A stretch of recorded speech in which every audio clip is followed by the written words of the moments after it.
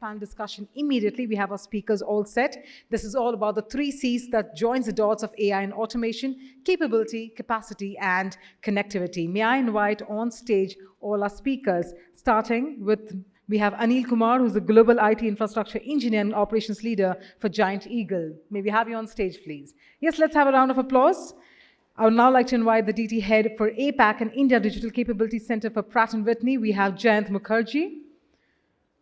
We also have with us the Head of Cybersecurity Operations APAC and Site Lead for Cybersecurity HSBC Technology India, Rohit Singhal.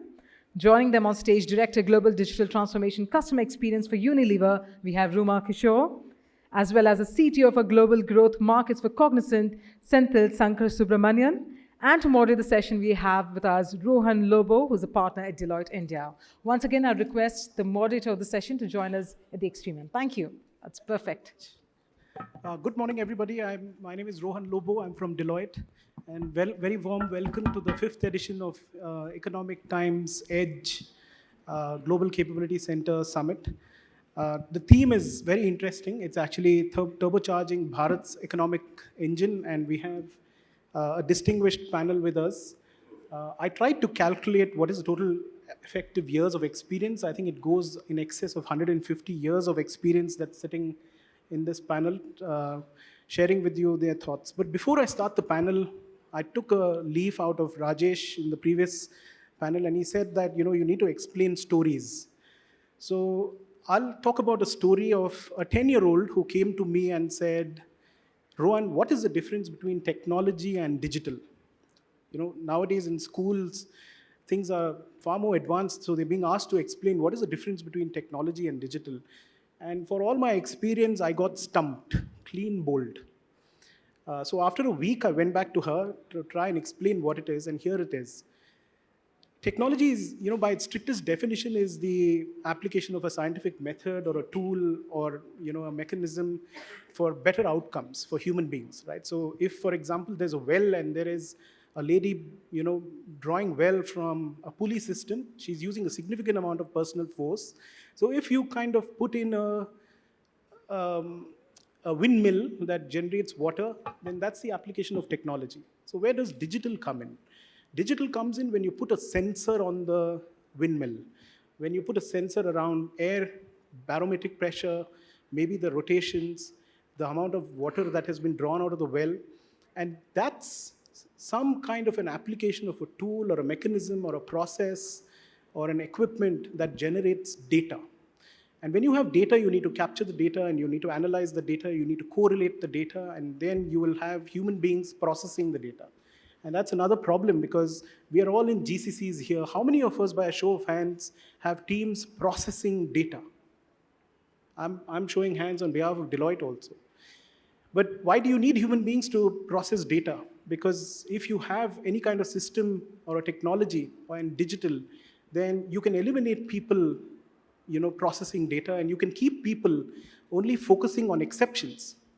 But then if you have exceptions, you've got AI that can predict exceptions, that can give you options for self-healing exceptions, and then you take people away from transaction processing and transaction exception handling, and you move them into reimagining the business process. Perhaps you don't need a wind power-enabled generation, you probably need a motor there.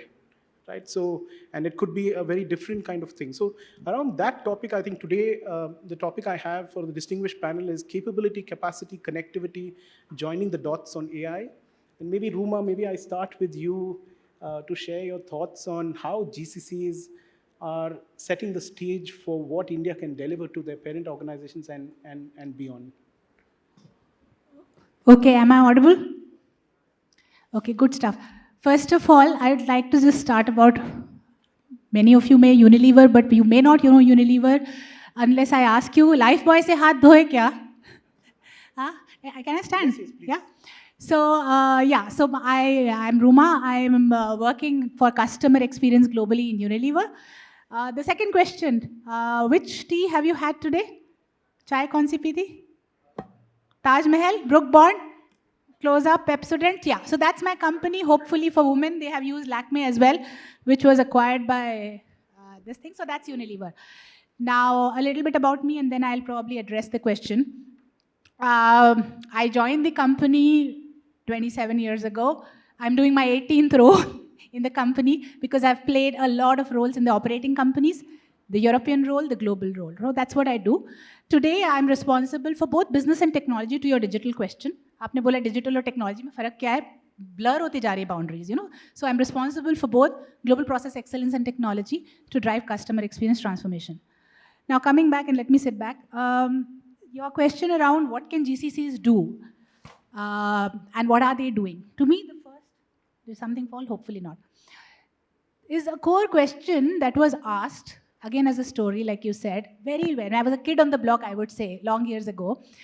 One of the HR professionals asked a question saying, and I'll ask you this, if you can want to raise your hands and say it's fine. Who is the business that you're serving? Because an HR professionals will say, let us serve the business. GCCs might say they will serve the business. IT teams say they serve the business. You know, so who is this business? Any idea? And therein, I want to address the question. And the answer to that from him, and that has stuck with me, is there is nobody else. We are the business. So the first point that I want to make about how can GCC scale impact is I've always believed, and that stuck with me, we are the business. So if you have to make the larger impact, which was your question, it is about addressing the larger outcome. So we are there to serve 3.5 billion people on the planet, sab chai peete hain, ye karte hain, sustainably, saving water, all of that. So we are the business, we are driving outcomes globally, serving people everywhere, whether they are in Mexico, whether they are in India. We have a crisis in Red Sea, we have a war in Afghanistan, or attacking, and how do technology respond? You know, so we are there for that. So I think the first answer is about, in my mind, being clear on we are the business. And second is having ambition, but we can talk about it later. Well, thank you, Ruma. I think defining who's the customer and who's the business we serve and having a much wider perspective on that beyond, say, the function you're serving in a parent company makes a big difference in terms of how the GCC stands up. But Senthil, you know, you are the CTO of Cognizant, one of the CTOs of Cognizant. From your vantage point, how have you seen AI and automation create strategic impact for companies outside? And what kind of mind shares or leadership minds, is required to kind of drive those kind of strategic impact? Yeah, thank you. Thank you. I'm very happy to be here. In fact, when I boarded the flight yesterday, I have two wonderful daughters. One of them studying in 12th standard. She calls me bro and all that. So when I spoke with her, I'm going to talk about AI and automation. She said, "Hey, Papa, is your job safe?" I said, I'm just going on to a higher plane of existence, right? So that Cognizant, we started in 1994 as one of the GCCs of Dun & Bradstreet, an information services company. So from there, we have grown to Fortune 629 or the Fortune 2000. We have scaled. We have really scaled to 36,000 employees now. The point I'm trying to say here is I think scale is one factor from a GCC standpoint. We can easily achieve if I've seen some GCCs from my vantage point serving as a solution provider, service provider for many of our customers, including Ruma's organization. I think the evolution has gone from a pure play, an IT center or a business process center for the parent company to being more business-centric, product-centric. But the key trend, I always track trends. That's one of my core businesses also. So it is becoming more and more experience-centric. So experience not necessarily from your customer, but also if you look back internally, your employees, vendors, and partners and everything, right? As an ecosystem, making that experience-centric organization through AI and automation becomes core. And that's a lever for you to help these young minds also scale, right? From your talent pipeline standpoint. I think from a strategic mindset, both what we have seen work in our client organization, for example, we had a automation and AI journey for one of our largest customers. I think they did two things well. One is while the top-down strategic vision was laid out, being an experience-centric organization, all that is good. There is also change management which has to be done at various levels of the organization. So bottom-up approach of doing some tactical automation using AI also was imperative. They didn't do it as a boring process. They organized a game which went on for 6 weeks, gamification, hackathon. So it's not just, I come from an IT background, but in that event, almost the whole gamut of the organization participated, including from legal, HR, their field engineers. So that's a model I think we can try and replicate in the context of your own world. I think that's the learning which I think I can share with you, probably. Well, I think what's very interesting is a hardcore technologist like Senthil is talking about human experience and you now know where technology is headed. But maybe I'll change tracks to Jayant. Jayant, you and I have had conversations in the past also, but companies have really squeezed their SG&A and the cost of goods sold and all of that. So now they're looking into manufacturing, and the AI and automation in manufacturing seems to be looking like a new frontier now, especially with digitization of the factory floor and smart X pervading every aspect of the business. So from your vantage point, how do you see AI automation impacting manufacturing, and what have you seen? So it's the funny part, Rohan, that you asked about the digital connectivity at the manufacturing side, but you have not asked about the engineering side. This means that we have taken into consideration that level of engineering maturity curve we have reached. And that's a fact. If you see the current study in the market, everybody's talking about the manufacturing, because the mindset of what we used to call in the software world is what you see is what you get has changed into what you design is what you manufacture.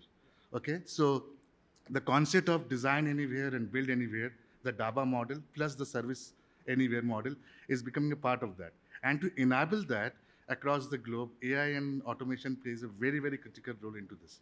Take an example that today you have given the power to the shop floor execution team not to go to and ask for a board meetings for any changes happening at the ad hoc level. See the advantage. Now what happened? The shop floor people, they have to change a parts or a supplier, there's a form fitting function change, or there's a supplier change, or there could be a obsolescence of the part happen. The decision, the old age theory with the traditional model is, let's call a board meeting, let's call the R&D guy, let's call the procurement guy. But way the complete interlinking has happened with the digital thread, now whole power has been given to the shop floor and the manufacturing execution team to take that decision, and that decision has been enabled by the AI. That, okay, see, if it is not there, let me do an alternate preferred supplier. Let me look for another logistic mechanism to do that. That's the biggest advantage. So this is a trend which we are seeing it now, which helps in your productivity, the cycle time, and the NPI. With respect to innovation side, when you talk about the new product innovation side, you have the flexibility to do a fail-fast mechanism. And that is the biggest advantage here. That AI and the automation with the hyper-automation model helps you to play around with all the variables across that place. I'm not going to the level of LLM, large language model with the multi-billion-dollar parameters putting there, but I'm talking here about what level of the manufacturing power you have given to take that decision-making. And that's where you will have supply chain. The COVID has given a big lesson to us. I came from an industry, we have the every quarter-to-quarter backlogs, because of the supplier problems, supply chain resilience problems which we used to have. Now, I'm telling you the trend. Next 5 to 6 years, before any such type of pandemic or any such type of situation or a pestle situation come across the world, there will be a power given to the companies to take the alternative decisions to that. And that's a big thing. So decision-making in terms of manufacturing, setup of operations, and then optimizing operations, all of that powered by AI and automation. Yeah. On the operational side, if you talk about how you want to do an operational optimization, so you have multiple shop floors and all, you want to do an assembly lines units or a complete part manufacturing. So you see there's a trend of you do a complete in-house part manufacturing or an assembly lines. Yeah. Now the optimization of the assembly lines and the part manufacturing has depending upon what type of planning for the quarter you have for as per the order bookings and all. AI and the automation will give you the trend analysis. Okay, Diwali is coming. Okay, Dussehra is coming. I need to make sure that these are my companies which are provide this type of parts. I need to have the stock keeping already available. And I have to take away those things. These are the regions. oh, these are the people where the people, during that time, they're buying this type of products heavily. So that type of concept, you can easily get it, and the decision-making power will be there across the place.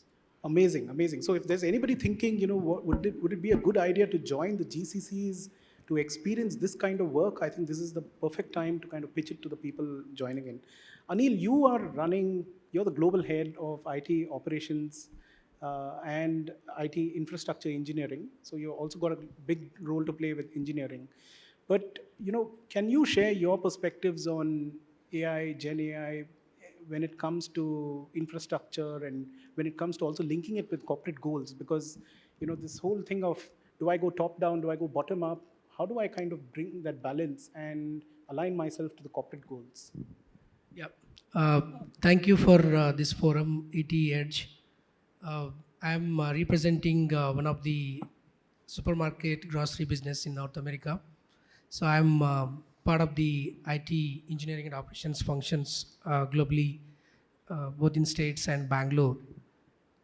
So talking about AI and automation capabilities. So one thing I want to highlight is about AI and automation, not only for cost reduction or waste elimination or reducing the manpower.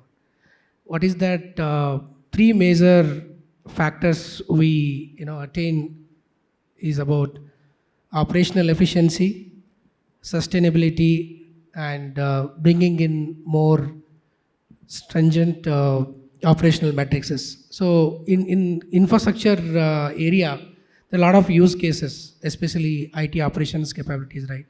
So in aligning with overall business goals and objectives, it is to understand the long run strategic initiative, right? It's not about only looking at the silo part of the AI and automation capabilities. It's to align the overall AI framework with organization business objectives. Next comes the major factor we need to consider about AI automation initiatives shouldn't be siloed only within the IT department or IT operations. Should have a cross-functional collaboration across diverse departments like data science, engineering, IT operations, marketing, HR, so and so.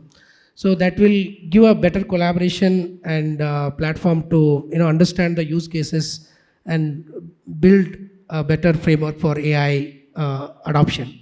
The next is about talent, right? Talking about talent, it's about understanding skill gap, right? A lot of centers in India, they start from incubation till as a center of excellence, but the major challenge is about talent, right? Those I think needs to be aligned when we set the AI automation experience center. The last one is about a lot of value propositions we can bring in, especially in the IT infrastructure engineering and operations. So we run multi-cloud strategic initiatives for overall global organization, especially optimizing the cost.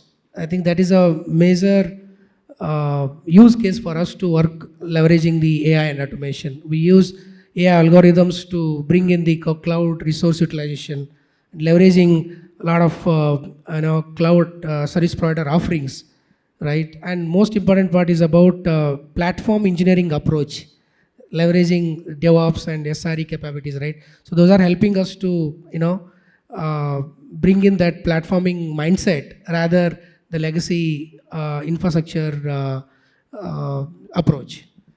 Super. I think two things. One is framework, so that you're able to align to the corporate goals, and then platform engineering. But Senthil, you want to add on platform for platforms that Cognizant is working on? Yeah, I think from an AI and automation standpoint, again, if you take the software engineering life cycle, I think our approach has always been, like you rightly said, platform engineering platforms. Not just that, I think when we evaluate our customers' maturity, when we work closely with them, we also see where they are in the journey of data maturity also, right? Without that, all these things are just paperware we cannot implement in reality, and there is also legacy which comes with it. We'll have to transform that as well.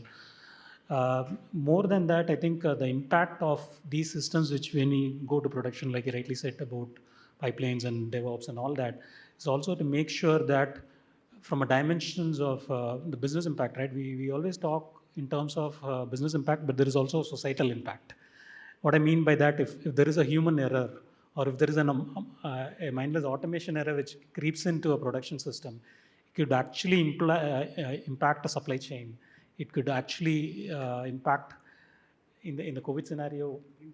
Yeah, it could even impact lives, right? So that is the mindset with which we'll have to approach. I think we try to inculcate that while we onboard new talent also. We don't talk about talent from coding expertise and platform expertise, and also we also talk about the societal impacts on a day in the life process as well, right? So that's far more important as well. So before I go to Rohit, who is the head of cybersecurity in HSBC, by a show of hands, how many of us are concerned about cybersecurity? Well, almost unanimous. Okay. So Rohit, $10.5 trillion of risk impact because of cybersecurity next year. We have a situation where 75 billion IoT devices are going to be there across the businesses, which means surface area for attack is going to be significantly higher.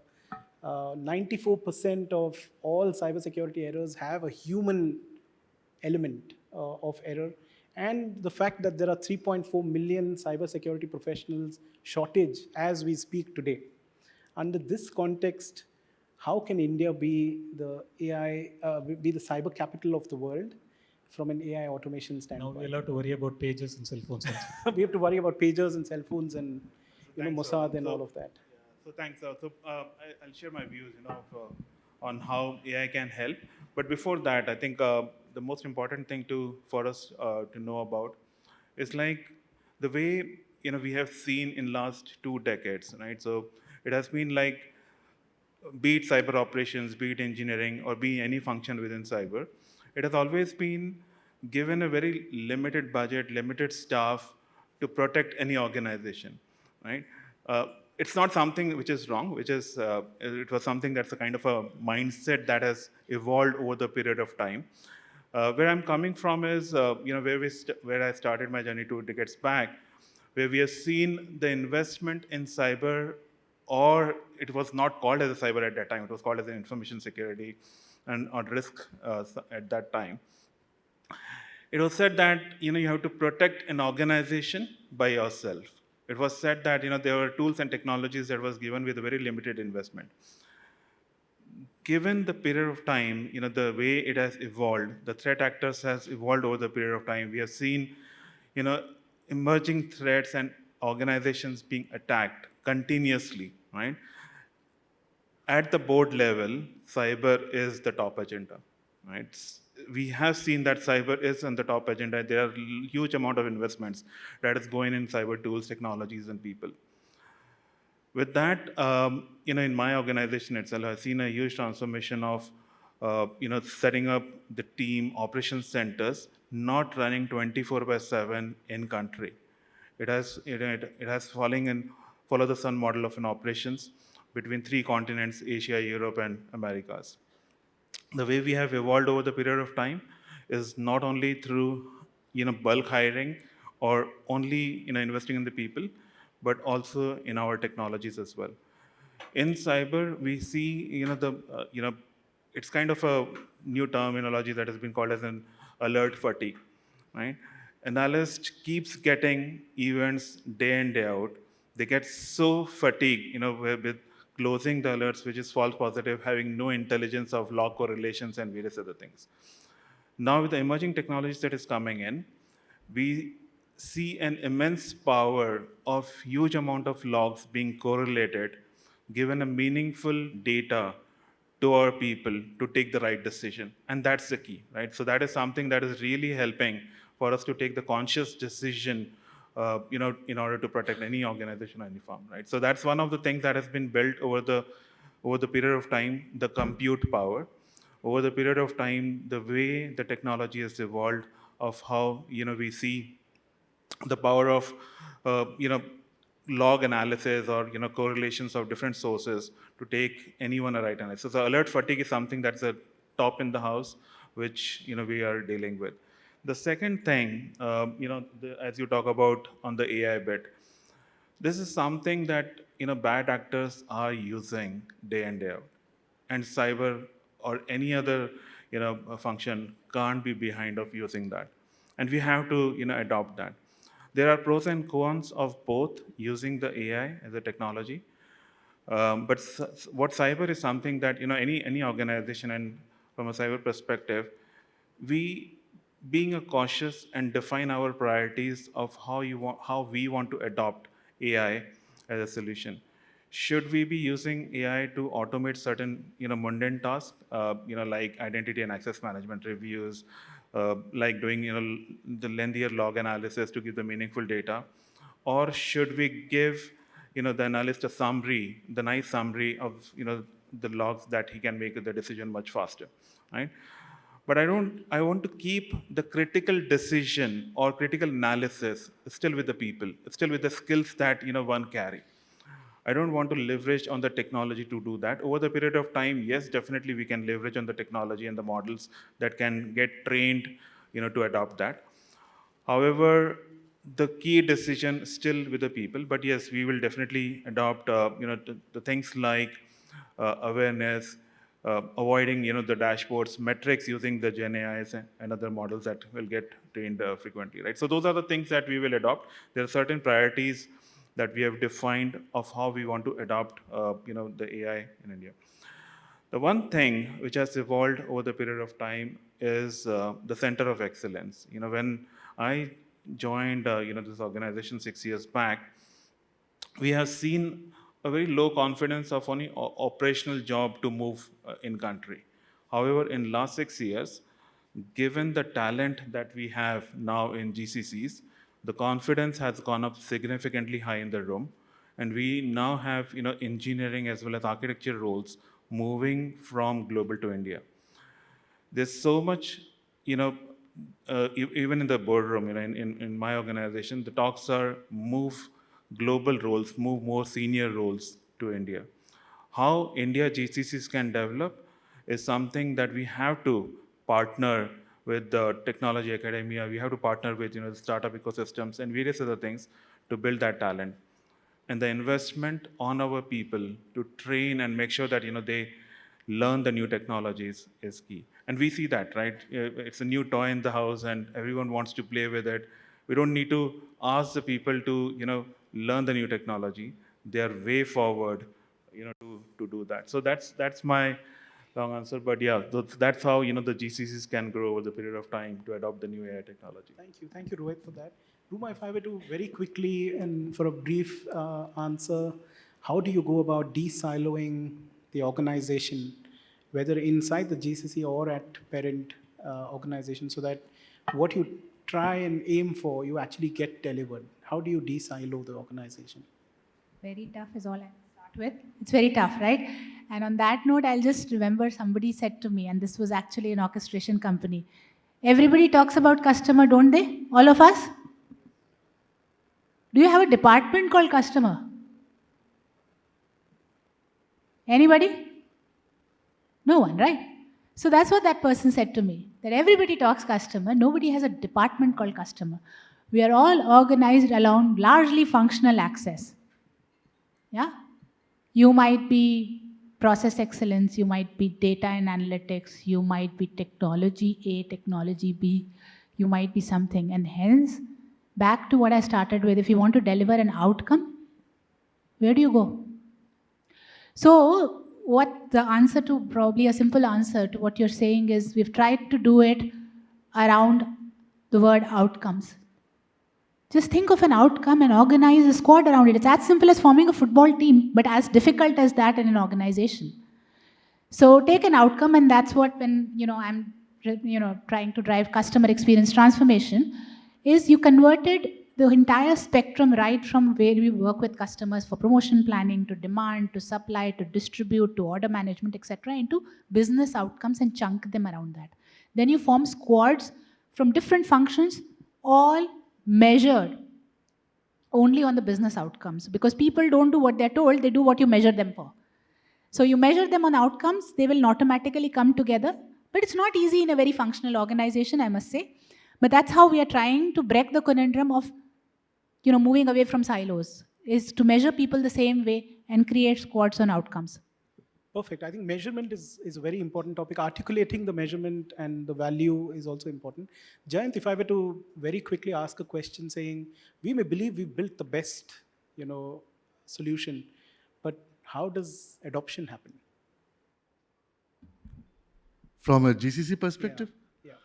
See, adoption is a very difficult topic to discuss upon. The thing is that we have to understand that unless you go for a value proposition to a value creation and then eventually to value realization, the adoption will not take place. And when we come to GCCs, gone are the days of cost arbitration and all those models gone. Now it's all about what is the value you are creating. So if you see whatever the GCCs are happening across India, there are very big key initiatives are happening across the places. They are not working on those old traditional BPO models. There are huge initiatives on the key programs which will have an impact on the organization. So what does this mean? This means that GCC's work has to be taken into consideration that the CXO levels are deciding it's a top-down approach. It's not a bottom-up approach. That is the first and foremost thing.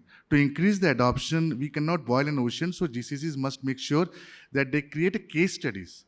Take out some business problems, do a case study, show the metrics, and then come to the board and say that this is how we should expand it or make it a global rollout. And that's very important to have it. So I see a link between what Ruma is saying and what you're saying. So articulating the value becomes crucial, articulating the outcome becomes very crucial. Absolutely. And then people will rally behind the teams. Aneel, if I were to quickly come to you, 85%, I know the time is there, but I think we can stretch by about 2-3 minutes. But 85% of Gen AI initiatives don't go to production. And of the ones that go to production, 66%, is in your area. Infrastructure, IT operations, and Rohit's area, cybersecurity, for example. So what do you think has worked well in your areas that perhaps the organization can scale up? Is it also linked similarly to what outcomes defined, or is it something else? What is it that worked well in terms of adoption of Gen AI automation at scale in IT operations, and what can be done across the board? Yeah. So the rate of adoption for AI in automation framework, right, is very less in terms of the value proposition, what we bring in, right, by creating the value stream. It's about understanding what problem statement we have, what problems we are trying to solve. That is important. So once we have the clear vision and clear objective, then we can definitely able to build the AI framework or automation framework. So it's not just to look at the cost reduction or the manual intervention reduction, right? It's about what is the efficiency, scalability, what core performance metrics I am going to, put into my framework. So that is most important when we talk about, successful AI POCs. So most of the POCs fail because of the not lacking the clear objective. So next comes is, as I touched base in the previous question, the AI initiative shouldn't be siloed, right? It's not only for IT operations, right? Having a good collaboration, cross-functional, cross team deployment will definitely help us to, bring in more value to the organization. And I also think we are in a curve where it's dipping, right? It's a good sign. So we've seen the same scenario happening in a mega trend like cloud. I think the similar questions are being asked about security, efficiency, value, etc. But if you look at a longer term, I still honestly believe this mega trend has sustained the space. So maybe in another 5 years, you'll see a lot of more adoptions and value creation. Yeah. So when choosing any use cases for AI automation, right, it's about making sure we shouldn't get into more complex problems. It's about high impact, low complex. I think having that approach will help us to, scale the AI framework to the wider, enterprise level use cases. Just wanted to add one on the approach part, right? So like you said, obviously high value, keep it simple, what you're really saying. The other thing I feel is no one person or one department can really own that. I mean, the more you put it out there with the correct guardrails, basically democratize it back in the business. Because sometimes people are afraid, to just open it up. So where I'm going is for what we have done is rather than, say that, specific people do something about it, it is out there. You create a playground, you lay the guide rails, you create an AI center of excellence which just does AI assurance. But basically, don't have the mother-in-law syndrome, करने दो बच्चों को. तो मतलब जाओ खेलो, create a playground. So to your use case thing, I'm just saying, create an environment, a safe environment for people to play. I'm sure a lot of ideas will come out. Absolutely. Rohit, I think one more thing which I wanted to add is like governance. So because the technology has taken up a good pace, but it's as you said, it's about to go live. It's taking a time, and 90% of the use cases are not going live. Is because of governance which is not there in place, or which is catching up with the technology which has grown up much, which has evolved much faster, right? So from a risk and governance perspective, it is equally important of how the data is being trained, modeled, preserved, protected. When you're adopting the new technology of like Gen AI, right? So that is something, one of the key thing of use cases not moving into the production much faster. I think getting the governance right is a very important thing. And I think what you in your organization have done is created an environment where the teams that are doing it are not looked as GCCs or something else, but just like how you may have a banking operation in London and Hong Kong, you've got an operation in Hyderabad and Bangalore, and then the governance kind of ties into that. But Rohit, if I were to just ask the last question before time's time's up, how does the ecosystem come into play? Because you're not working in isolation of startups and suppliers and various suppliers to various functions of the business and so on. So how does the ecosystem come to play?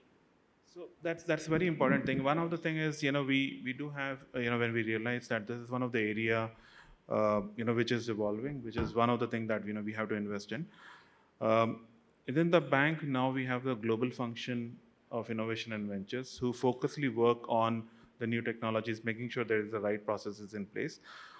However, the pace that the business is moving, the pace where the technology is getting transformed. We were on our journey to transform most of our applications from on-prem to cloud. There's one thing which is key. We can't do everything alone, right? We need partners. We need expertise. From various in-country startups, academia partnerships that we have to go through. The various expertise that is available who are focused on working on those technologies is something that HSBC is also keen to partner with, right? So that's something, one of the areas that we are evaluating actively. In the interest of just quickly add on the two parts you mentioned, data, I think investing on data quality improvement is very important because AI, framework, it totally depend on the data, ecosystem. So investing on data lake, building the enterprise semantic layer that can consolidate all the data sources, right? So that is very important, in investing on the data quality. And making sure that getting that right. But on this note, I want to thank each one of you. This has been quite a dynamo panel. So, very good insights from each one of you. And I hope the audience got a good appreciation of the thinking process that's going on with top leaders when it comes to the topic of AI and automation. On this note, please give a loud round of applause to the panelists. And thank you very, very much. Thank you. Thank you so much once again to all of you for those rich insights out there. And thank you for having moderated that beautifully as well.